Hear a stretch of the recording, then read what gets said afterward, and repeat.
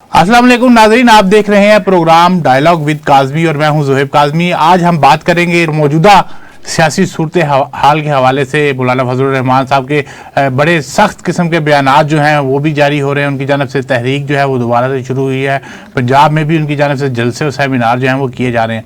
इस पर बात करने के लिए हमारे साथ आज मौजूद हैं वफाकी पार्लिमानी सेक्रेटरी हैं हाफिज नुमान साहब, और इसके साथ साथ पाकिस्तान मुस्लिम लीग नून के दरीना साथी भी हैं। हाफिज साहब अस्सलाम वालेकुम। जी अस्सलाम। आप सीनियर रहनुमाओं में शामिल होते हैं पाकिस्तान मुस्लिम लीग नून के। अब बताइएगा कि पाकिस्तान मुस्लिम लीग नून जो है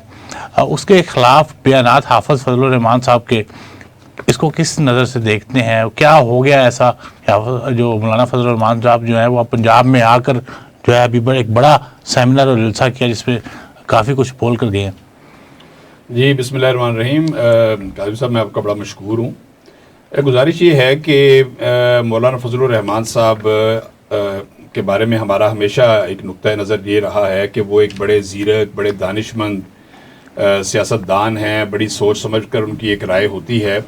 और अपनी राय जब देते हैं तो उसको तमाम जो तबकात हैं, सियासी हों, सिविल सोसाइटी हो, बड़े गौर से वो सुनते भी हैं। लेकिन मैं समझता हूँ कि अभी हाल ही के अंदर उनके जो बयानात आए हैं और जो उन्होंने कसूर के जलसे के अंदर जो गुफ्तगू की है वो उनके उस मयार और उनकी उस सतह के ऊपर पूरी बिल्कुल नहीं उतरती। और बहुत बड़ी तादाद में जो पाकिस्तान की मुहिब वतन आवाम है उनको शदीद रंज और दुख पहुँचा है उनकी गुफ्तगू से।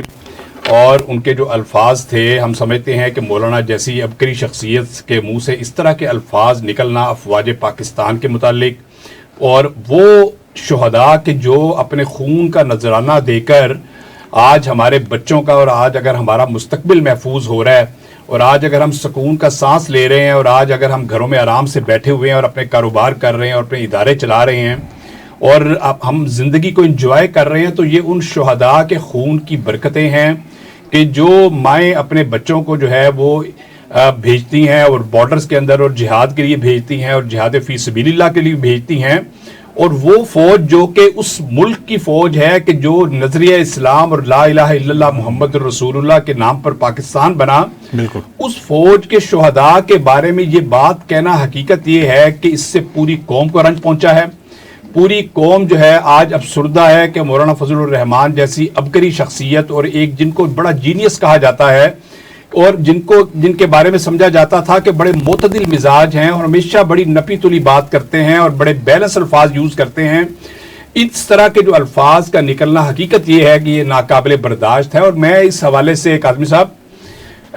एक बात आपको याद कराना चाहता हूँ और मैं तारीख़ इस्लाम के उन दरीचों में झांकना चाहता हूँ कि जिसके अंदर मैं उनको बताना चाहता हूँ कि आज उन्होंने जो हमारे सैलरी की बात की है, फौज की तनख्वाह की बात की है कि जनाब ये तनख्वाह इस बात की लेते हैं कि जाकर ये लड़ें और हमें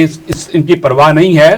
तो मैं इनको ये बताना चाहता हूँ कि ये सबसे पहले तारीख़ इस्लाम के अंदर, अभी तारीख़ आलम को आप छोड़ दें, तारीख़ इस्लाम में सबसे पहले सैयदना उमर फारूक रज़ियल्लाहु ताला अन्हु के दौर में इस्लामी अफवाज की तनख्वाहें मुकर्रर की गई, पूरे ख़ानदानों के वजीफ़े मुकर्रर किए गए और वो फौज थी जिसके अंदर सहाबाए किराम की तादाद बहुत बड़ी मौजूद थी, जिसमें अहले बैत उज़्ज़ाम और उनकी औलादें मौजूद थी, जिसके अंदर वो लोग जो मिजाज शनासे नबूवत थे वो उन अफवाज के अंदर मौजूद थे, उनकी तनख्वाहें मुकर्रर की गई और उनके वजीफे मुकर्रर किए गए और उनके ख़ानदानों की निगहदाश्त के लिए हज़रत उमर रज़ियल्लाहु अन्हु ने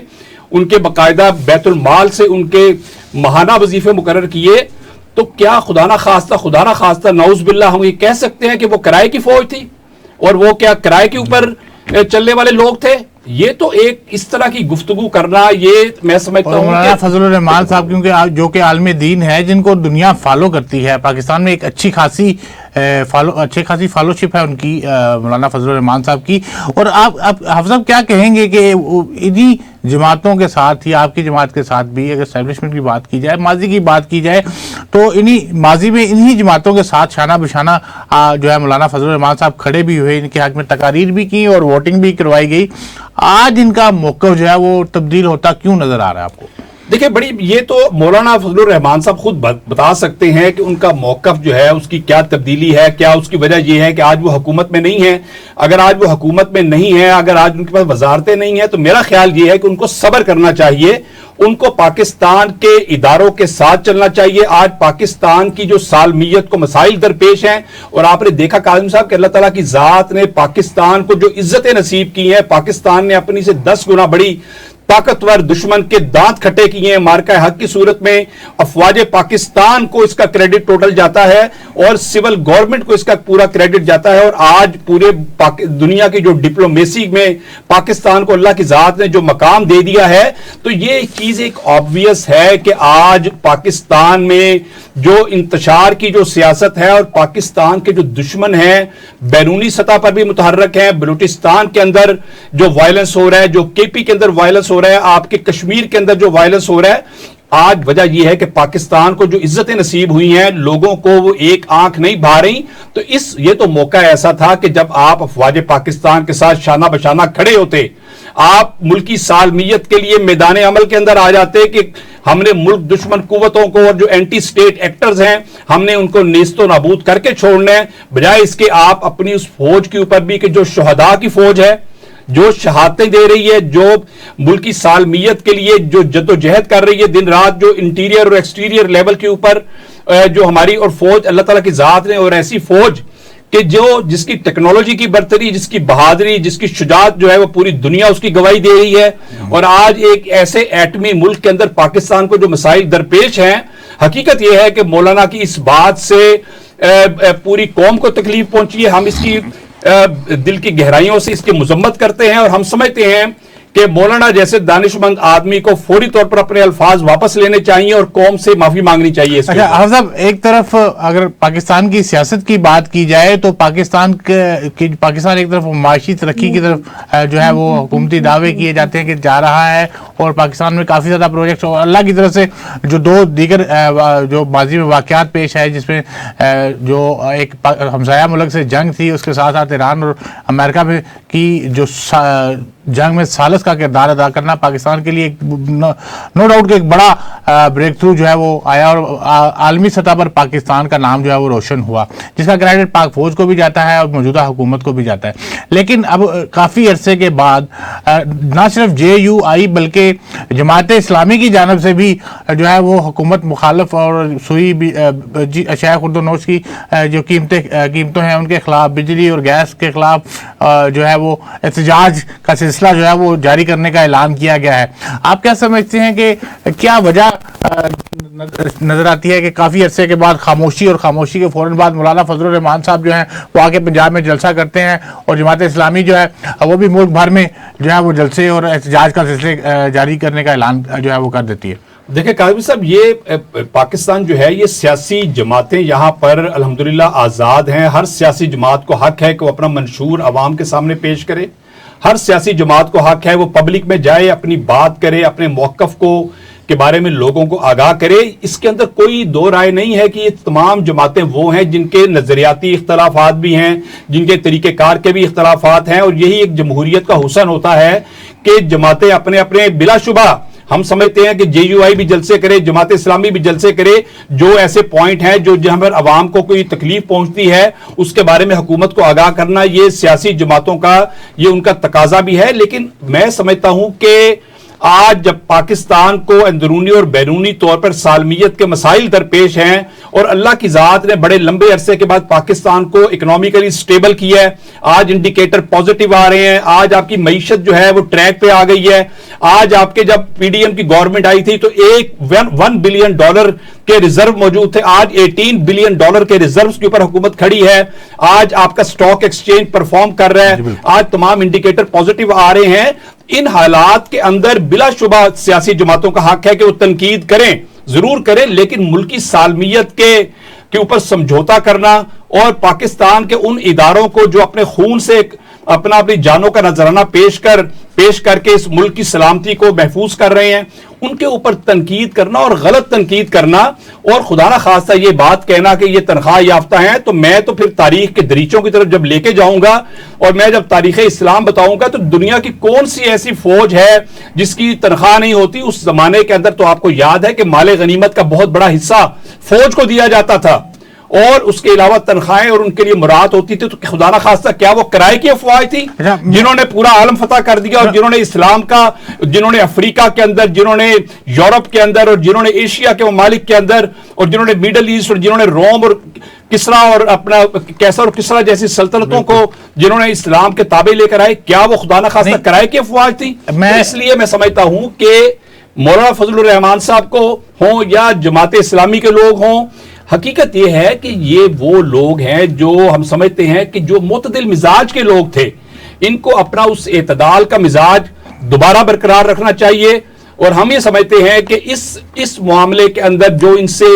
کوتاہی یا غلطی ہوئی ہے اس کے اوپر ان کو ایکسکیوز کرنا چاہیے۔ لیکن اگر بات کی جائے حافظ صاحب، میں بات کر رہا تھا کہ جو جماعت اسلامی ہے اس کی طرف سے اعلان کیا گیا ہے کہ جو بجلی اور گیس کے جو بلز ہیں، جو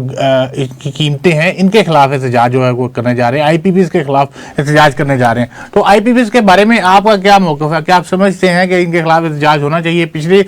کچھ عرصہ قبل، اگر 1 سال قبل کی بات کی جائے تو جماعت اسلامی کی جانب سے ریگولر احتجاج جو ہے وہ ریکارڈ کروایا جاتا تھا، احتجاج جو ہے دھرنے دیے جاتے تھے، جس کے بعد کچھ آئی پی پیز کے کانٹریکٹ جو ہے وہ کینسل بھی کیے گئے تھے۔ یہ قاسم صاحب بالکل آپ ٹھیک بات کہہ رہے ہیں۔ یہ جو فیول کا کرائسس ہے، آپ کے علم میں ہے کہ جب یہ ایران اور امریکہ کی جنگ شروع ہوئی ہے، جس طرح خلیج کے اندر بحران آیا اور آبنائے ہرمز کو بند کر دیا گیا اور سارے جہازوں کی نکاسی، پاکستان اس پورے ایشیا کے اندر پورے ریجن کے اندر وہ ملک تھا کہ جہاں پر الحمدللہ ان انٹرپٹڈ سپلائی جو ہے وہ ملی ہے، نہ فرٹیلائزرز کی کمی ہوئی ہے، نہ پیسٹیسائڈز کی کمی ہوئی ہے، نہ پیٹرولیم پروڈکٹس کی کمی ہوئی ہے، اور پوری لوگوں نے اس بات کو بڑا واضح آبزرو کیا ہے کہ پاکستان کے کسی پیٹرول پمپ کے اوپر کوئی آپ کو کیوز نظر نہیں آئی، لوگوں کی قطاریں نظر نہیں آئی، جبکہ آپ کے دیگر ممالک میں، انڈیا میں، بنگلہ دیش میں، سری لنکا میں آپ نے دیکھا کئی ہزار لوگ اپنے ڈونگے پکڑ کے پیٹرول لینے کے لیے کھڑے ہوتے تھے اور ان کو پیٹرول نہیں ملتا تھا۔ اللہ کی ذات کی مہربانی سے اس حکومت نے اس کو مینج کیا ہے۔ جو انٹرنیشنل پرائس ہوتی ہے پیٹرول کی، ظاہر ہے حکومت نے اس کے مطابق چلنا ہے، اور سبسڈی دینے والا جو کام ہے وہ اب یہ والی حکومت اب بالکل نہیں کرے گی، اس لیے کہ یہ چیزیں اب سبسڈائز کر کے آپ کا جو سب سے بڑا بل بنتا ہے، آپ نے جو ایک پیمنٹ کرنی ہوتی ہے وہ آپ کا پیٹرول کا بل بنتا ہے۔ اور دوسری بات آپ نے آئی پی پیز کے حوالے سے کی ہے، آئی پی پیز کے ساتھ آپ کے سوورن ایگریمنٹس ہیں، آپ نے سوورن گارنٹیز دی ہوئی ہیں، جس میں آپ نے، اور آپ کو یاد ہوگا کہ 2017 میں جو انڈسٹریل ریولوشن آنا تھا، اور اگر یہ معاملات آگے چلتے تو جو سی پیک رول بیک نہ ہوتا تو آپ کے 2000 کلومیٹر پہ انڈسٹریل زون بننے تھے، آپ کی فیکٹریاں لگنی تھی۔ تو اس حوالے سے آئی پی پیز کو یہ جو فیکٹریاں لگائی گئی تھی کہ جس میں 40,000 پلس کی جو میگا واٹ کی کیپیسٹی تھی، یہ اسی بنیاد پر لگائی گئی تھی کہ فیکٹریاں لگنی تھی۔ لیکن اگر نہیں ہوا، اگر یہ نہیں ہوا تو آئی پی پی سے جان تو چھڑوانی ہے۔ میں آپ کو بتا رہا ہوں، میں اسی طرف آ رہا ہوں کہ یہ جو وہ بدقسمتی سے 2018 میں اس ملک کا ریورس گیئر لگ گیا اور وہ فیکٹریاں نہیں لگ سکی اور وہ زونز نہیں بن سکے۔ اس کے باوجود حکومت نے، چونکہ آئی پی پیز کے ساتھ سوورن ہماری ایگریمنٹس ہیں، اس کے باوجود حکومت نے ان کے ساتھ بات چیت کی، ان کے سارے کانٹریکٹس کو ریویو کیا، ان کے ایگریمنٹس ریویو ہوئے، اور ان کو اس پوائنٹ پر لے کر آئے کہ آپ منیمم سے منیمم اماؤنٹ جو ہے وہ ان کو ملے گی، اور جو ان کے ساتھ ایگریمنٹ ایکسپائر ہوتے جائیں گے، آئی پی پیز جو ہے وہ فلٹر آؤٹ ہوتی جائیں گی، اور ہم الٹیمیٹلی گرین انرجی کی طرف، رینیویبل انرجی کی طرف ہم، یہ پوری قوم انشاءاللہ تعالی آئے گی، اور آپ یہ دیکھیں گے کہ اگلے آنے والے 5 سے 7 سال میں آئی پی پیز تقریباً 70 to 80% آئی پی پیز جو ہیں وہ انشاءاللہ تعالی ان کو پیمنٹس بالکل بند ہو جائیں گی، اور اس ملک کو انتہائی سستی اور جو ہائیڈل انرجی ہے وہ بھی ملے گی، اور رینیویبل انرجی کے ذریعے بھی بجلی آپ کو میسر آئے گی۔ اللہ آپ کی زبان مبارک کرے۔ لیکن پاکستان کے پاس اس وقت اگر بجلی کی کرائسس کا جو واحد حل ہے نا، وہ آئی پی پیز کے جو معاہدے ہیں، ان کی معطلی جو ہے فوری طور پر اگر ہو یا جب بھی ہو تبھی ہونی ہے۔ نہیں زہیب کاظمی صاحب، میں اس بات پر تھوڑا سا اختلاف کروں گا کہ دیکھیں اس طرح معطلیاں نہیں ہوتی۔ آپ ایک گورنمنٹ ہیں، آپ ایک حکومت ہیں، آپ پوری دنیا کے ساتھ منسلک ہیں، آپ پوری دنیا کے اداروں سے منسلک ہیں، آپ اپنے ایگریمنٹس کی خلاف ورزی اس طرح نہیں، ہاں آپ کا یہ، آپ کی سمارٹنس یہ ہونی چاہیے کہ آپ ان کے ساتھ بیٹھ جائیں آئی پی پی اور ریویو کریں، آپ ان کو منیمم پہ لے کر آئیں، یہ کر لیا جائے، آئندہ کے لیے بیٹھ کے ریوائیو کیا جائے۔ بالکل بالکل، اس پر گورنمنٹ کام کر رہی ہے۔ دیکھیں افضل، پاکستان کے ہی لوگ ہیں، تقریباً 41 کے قریب جو کمپنیز ہیں وہ پاکستانیوں کی ہیں، پاکستانی بزنس مین کی ہیں, پاکستانی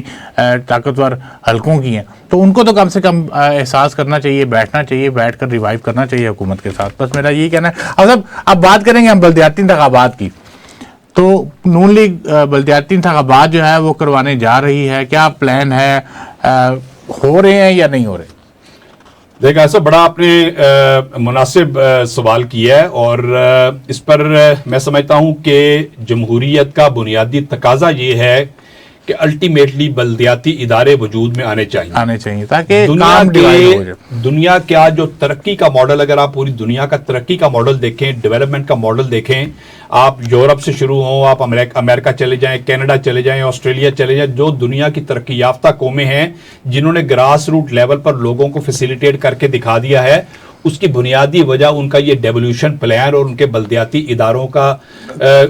وجود میں آنا اور ان کی فنکشننگ ہے. تو اس لیے یہ ایک بڑی بنیادی تقاضا ہے. اس کے اوپر سپریم کورٹ آف پاکستان کے بڑی واضح ہدایات موجود ہیں, اور انشاءاللہ تعالیٰ آپ یہ دیکھیں گے کہ کم از کم پنجاب کے اندر میں آپ کو اس بات کا یقین دلانا چاہتا ہوں کہ آئندہ آنے والے چند ماہ کے اندر بلدیاتی انتخابات کی پوری تیاری ہو رہی ہے, اور بلدیاتی انتخابات ہوں گے, ڈیولوشن پلان پر بھی عمل ہوگا, نیچے گراس روٹ لیول پر جو نمائندے ہیں ان کو باقاعدہ ان کو اتھورائز کیا جائے گا, ان کو باقاعدہ ان کو اتھارٹی دی جائے گی تاکہ وہ لوگوں کے چھوٹے چھوٹے مسائل کو حل کر سکیں اور ڈیولپمنٹ کے کاموں میں اپنا رول پلے کریں. جیسے آپ نے فرمایا کہ بہت ضروری ہے بلدیاتی انتخابات ہونا, اور نیچے گراس روٹ لیول تک لوگوں کے کام ہونے کے لیے جتنے بھی لوگ ہیں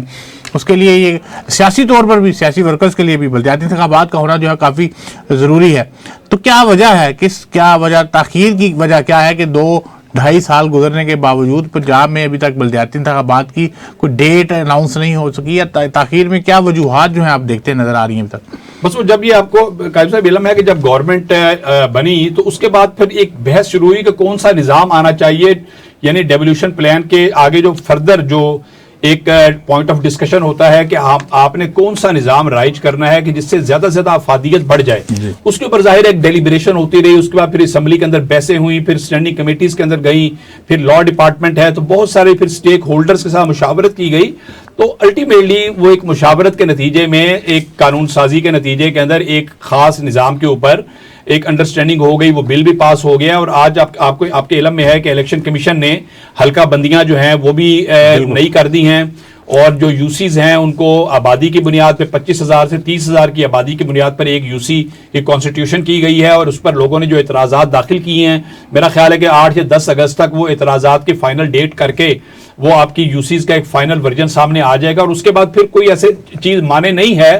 الیکشن کرانے میں, اور اس کے بعد میرا خیال ہے کہ حکومت جو ہے وہ جلد از جلد چاہے گی کہ بلدیاتی الیکشن کا انعقاد کیا جائے. اچھا, کوئی مزید اصلاحات جو ہیں وہ آپ سمجھتے ہیں کہ لائی جا رہی ہیں بلدیاتی انتخابات کے لیے, تاکہ اختیارات کا جو خاص طور پہ اس بلدیاتی انتخابات میں جو ٹاپک ہے, جو ضروری چیز ہے وہ فنڈز اور اختیارات کی منتقلی ہے, تو آپ کو کچھ ایسا ہوتا نظر آ رہا ہے مستقبل میں بلدیاتی انتخابات میں, یا کوئی مزید اصلاحات جو ہیں وہ کی جائیں گی قانون پر؟ اختیارات کی اگر منتقلی نہیں ہوگی,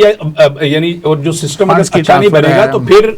میرا خیال ہے کہ اس کی افادیت کم ہو جائے گی. بالکل, کیونکہ جسٹ ایک انتخابات برائے انتخابات کرانے کا تو مقصد کوئی نہیں ہے. ہم تو یہ سمجھتے ہیں صدقے دل سے کہ جو گراس روٹ لیول پہ جہاں پہ ہمارے جب چیئرمین آئیں گے, وائس چیئرمین, کونسلرز آئیں گے, اختیارات ان تک منتقل ہونے چاہیے تاکہ وہ لوگوں کو ڈور سٹیپ کے اوپر فیسیلیٹیٹ کر سکیں, لوگوں کو ڈور سٹیپ کے اوپر اور جو گھر کی دہلیز کے اوپر انصاف بھی دے سکیں اور ان کی سہولیات بھی مہیا کر سکیں. اگر یہ کام ہم نہیں کریں گے تو پھر اس کی افادیت نہیں ہوگی. اچھا حافظ, اب بات کریں گے آپ کی جماعت کی, پاکستان مسلم لیگ نون کی. تو پاکستان مسلم لیگ نون جو ہے وہ بلدیاتی انتخابات کے لیے کس حد تک تیاری ہے پاکستان مسلم لیگ نون کی بلدیاتی انتخابات کے لیے مکمل طور پر؟ اگر آپ نے جیسا کہ فرمایا کہ 3 سے 4 ماہ میں بلدیاتی انتخابات ہوتے ہیں, تو پاکستان مسلم لیگ نون اور ان کے ورکرز تیار ہیں اس کے لیے؟ پاکستان مسلم لیگ نون اور ورکر جو ہیں وہ 100% تیار ہیں, اور تیار اس لیے ہیں کہ ہم تو آلریڈی آن گراؤنڈ ہیں. جب ہم 18 سے 20 پروگرام ایک ہفتے میں کرتے ہیں اپنے این اے کے اندر, اور ہماری ٹیمیں کام کر رہی ہیں, ہمارے ایک گلی کے اندر الحمدللہ پینیٹریشن ہے, لوگوں کے مسائل حل ہو رہے ہیں, ڈیولپمنٹ کے کام ہو رہے ہیں. مریم نواز صاحبہ نے پاکستان کی تاریخ کا سب سے بڑا فنڈ پنجاب کو اور خاص طور پہ لاہور کو دیا ہے, اور الحمدللہ اس کی افادیت سے آج لوگ مستفید ہو رہے ہیں. آج گلیاں خوبصورت ہو رہی ہیں, آج جتنا بھی ترقی آتی ہے، آج ہمارے پیچ ورک کے کام ہو رہے ہیں، ہماری سٹریٹس بن رہی ہیں، ہماری لائٹنگز ہو رہی ہیں، ہماری صفائی کا بہترین نظام پنجاب کے اندر قائم کر دیا گیا جس کی مثال دنیا دے رہی ہے. آج انڈیویجول، آج نوجوانوں کو روزگار دینے کے لیے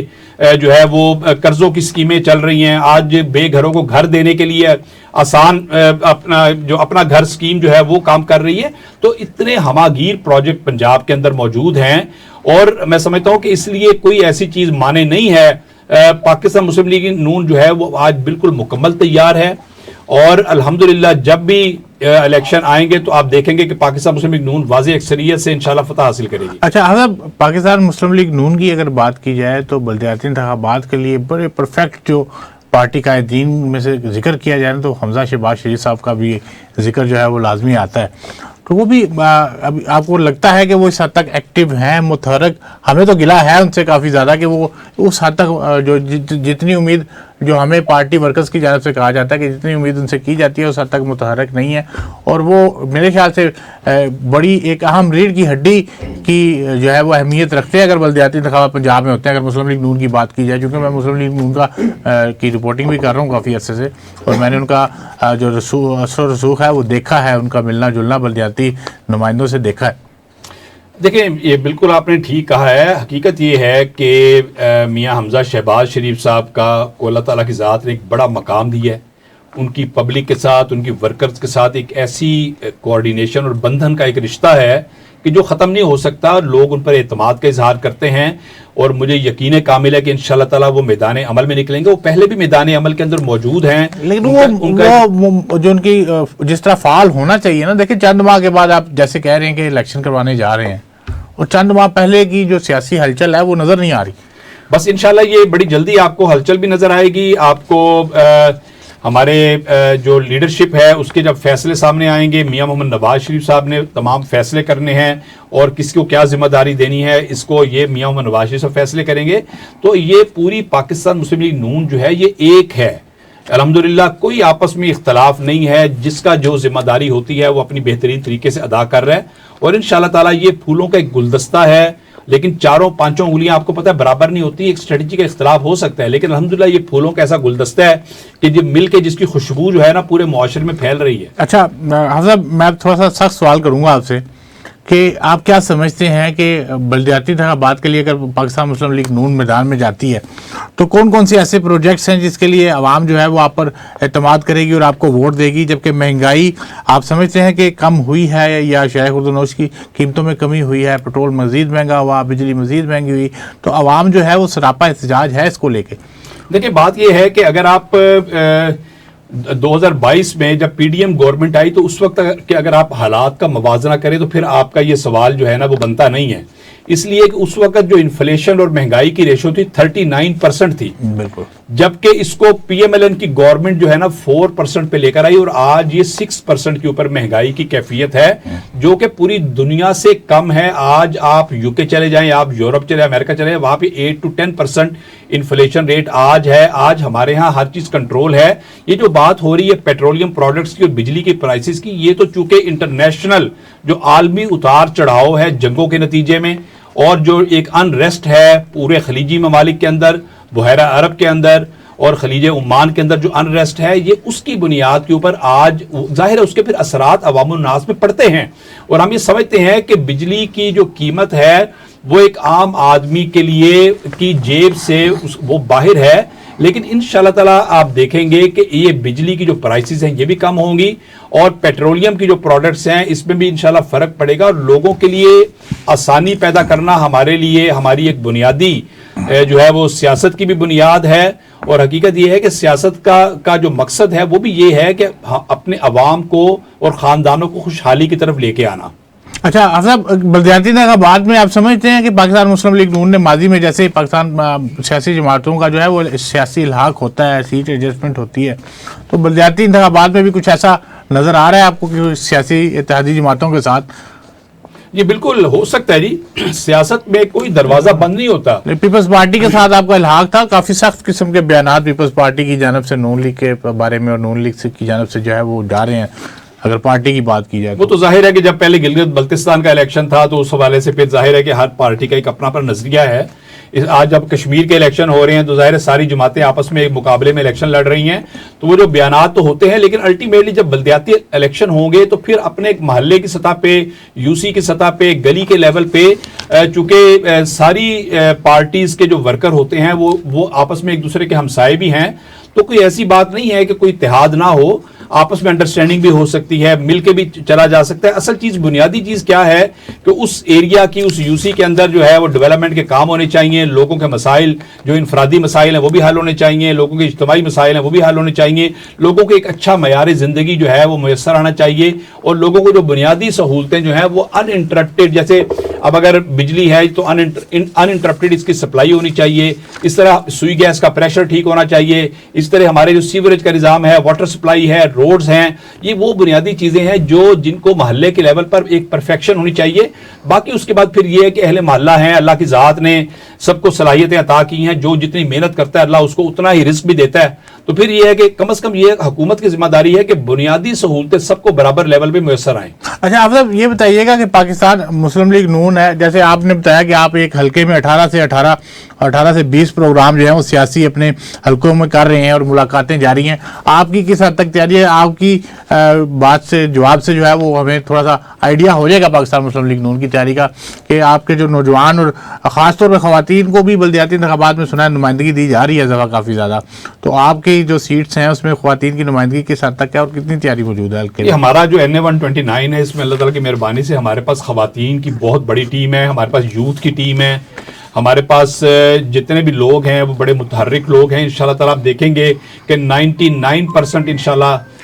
جو ہے وہ PMLN جیتے گی انشاءاللہ, اور اپنی کارکردگی, اپنی پرفارمنس کی بنیاد پر جیتے گی. اور یہ وہ ٹیمیں ہیں کاظمی صاحب جو دن رات لوگوں کی خدمت میں لگی ہوئی ہیں. اچھا, یہاں پہ کوئی کام لوگوں کو پڑتا ہے تو وہ حاضر خدمت ہوتی ہیں. اچھا, کئی مسلم لیگ نون کے ورکرز ایسے بھی ہیں جن کو شکایات ہیں باقاعدہ طور پہ پارٹی کی عادت سے, اپنے قائدین سے, کہ ان کو اوپر سے پشت رکھا گیا ہے, ان کے کام بھی نہیں ہو رہے, ان سے ملاقاتیں نہیں کی جا رہی. یہ بالکل شکایات دیکھیں ہوتی ہیں. ظاہر ہے کہ ایک نظام چل رہا ہے تو اس کے اندر جو بڑی جماعتیں ہوتی ہیں آپس میں گلے شکوے شکایات کا ہونا, لیکن ان شکایات کے ہونے کا مطلب یہ نہیں ہے کہ خدا نخواستہ کوئی تنظیم کمزور ہو گئی ہے. تنظیم جب یہ موقع آتا ہے الیکشن کا تو پھر تمام لوگ اکٹھے ہو جاتے ہیں اور تمام لوگ پھر ایک ہی یکجہتی کے ساتھ اور ایک ہی عنوان کے ساتھ کام کرتے ہیں, کہ جس کا مقصد یہ ہوتا ہے کہ پاکستان مسلم لیگ نون کو ہر صورت کے اندر فتح ملنی چاہیے, اور پاکستان مسلم لیگ نون جو ہے اس کے اوپر پورا اعتماد کیا جاتا ہے. اچھا صاحب, آخری سوال میں آپ سے کروں گا, آپ کیا پیغام دیں گے پاکستان مسلم لیگ نون کی جانب سے؟ بلدیاتی انتخابات اگر ہونے جاتے ہیں تو ووٹرز کو, مسلم لیگ نون کے جو ووٹرز ہیں ان کے لیے کیا پیغام ہے, اور پاکستان کی عوام کے لیے کیا پیغام ہے, اور کیا وہ دو ایسی چیزیں ہیں جن کو لے کر بلدیاتی انتخابات میں آپ اتریں تو عوام آپ کو ووٹ دے گی؟ دیکھیں, میں تو ہمیشہ یہ کہتا ہوں پاکستان کی عوام کو, پنجاب کی عوام کو, اپنے حلقے کی عوام کو, کہ آپ اگر پاکستان کی 78 سالہ تاریخ میں سے آپ پوری ایک طرف رکھ دیں اور نواز شریف کے اقتدار کے اگر چند سال ایک طرف رکھیں گے تو باقی تو پھر کھنڈرات ہیں. آپ یہ دیکھیں کہ کون سی ایسی پارٹی ہے کہ جس کے دور کے اندر اللہ کی ذات نے پاکستان کو ترقیاں دی ہیں, کس دور میں موٹر ویز بنی ہیں, لاہور اور پنجاب آج پھولوں کا اور باغوں کا شہر اور صوبہ بن گیا ہے, آج آپ کو بہترین دنیا کا صفائی کا نظام میسر آ رہا ہے, آج آپ کو گرین ٹرانسپورٹ نظر آ رہی ہے, آج آپ کو میٹرو بسیں اور اورنج لائنز نظر آ رہی ہیں. یہ کہاں پر اور اتنی زیادہ ترقی ہے؟ 200 سے زیادہ ہاسپٹل نئے بنے ہیں, 200 سے زیادہ کالجز اور یونیورسٹیاں پنجاب کے اندر بنی ہیں جو شہباز شریف صاحب کے دور سے لے کے آج تک. تو یہ جو ہر لیول پر جو ترقی ہے, اور آج آپ دیکھیں کہ حکومت پنجاب اور حکومت پاکستان جاگ رہی ہے. اگر کوئی معاملہ پیش آتا ہے فوری ریسپانس دیا جاتا ہے. کہیں پر ایک واقعہ ڈی جی خان میں ہوتا ہے تو وزیر اعلیٰ پنجاب پوری رات جاگتی ہیں اور اس کا پورا وہ اس کی رپورٹ لیتی ہیں اور پھر اس کے مداوع کیا جاتا ہے. اور آپ یہ دیکھیں کہ یہ کون سی ایسی گورنمنٹ ہے جو آپ کے ساتھ چل رہی ہے, جو ماؤں بہنوں بیٹیوں کی عزتوں کو بڑھا رہی ہے, جو ایسے پروجیکٹ دے رہی ہے جس سے ہمارے بزرگوں کی عزتیں بڑھ رہی ہیں, جس سے ہمارے نوجوان اکوموڈیٹ ہو رہے ہیں. تو یہ آئندہ آنے والے دنوں میں میرا پیغام یہ ہے کہ لوگ کارکردگی کے موازنے کی بنیاد پر ووٹ دیں, اور کارکردگی کے موازنے کی بنیاد پر جو اللہ کی ذات نے ہمیں شعور عطا کیا ہے اس کا بھی یہ تقاضا ہے کہ کارکردگی کا موازنہ کیا جائے. بہت بہت شکریہ حافظ صاحب, آپ سے بہت اچھی گفتگو رہی. بالکل حافظ صاحب کا کہنا ہے کہ مولانا فضل الرحمان صاحب جو ہیں ان کو اپنے بیانات پر نظر ثانی کرنی چاہیے اور قوم سے جو ہے وہ معافی مانگنی چاہیے. ان کے بیانات جو ہیں وہ کافی زیادہ سخت ہیں. اس کے ساتھ ساتھ حافظ نعمان صاحب کا یہ بھی کہنا ہے کہ پاکستان میں پنجاب میں جو پاکستان مسلم لیگ نون ہے وہ بلدیاتی انتخابات اسی سال کروانے جا رہی ہے اور اس کے لیے پاکستان مسلم لیگ نون کی مکمل تیاریاں بھی جو ہیں وہ ہو چکی ہیں. دیکھنا یہ ہے کہ کیا اس سال جو ہے بلدیاتی انتخابات ہو رہے ہیں یا نہیں. اپنے میزبان زہیب کاظمی کو اجازت دیجیے. اللہ حافظ.